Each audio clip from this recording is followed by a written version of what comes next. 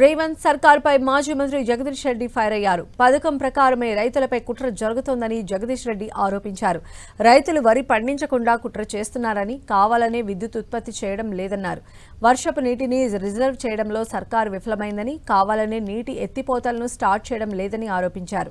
రైతులపై ఖర్చు పెడితే దుండగుని భావిస్తోందని విమర్శించారు. ప్రాజెక్టులపై ప్రభుత్వ వైఖరిని తాము ఖండిస్తున్నట్లు మాజీ మంత్రి జగదీష్ రెడ్డి తెలిపారు.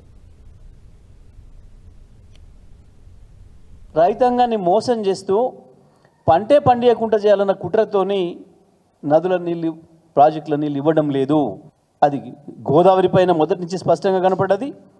మళ్ళీ ఇవాళ కృష్ణా నుంచి వెళ్ళి నీళ్ళు వస్తుంటే కూడా కృష్ణా వైపున లిఫ్ట్ ఇరిగేషన్లు ప్రారంభం చేయకుండా, జూరాల నుంచి కూడా నీళ్ళు ఇవ్వకుండా, శ్రీశైలం నుంచి వెళ్ళి కూడా నీళ్ళు ఇవ్వకుండా పెద్ద కుట్రకు తెరదిస్తుంది ఈ ప్రభుత్వం.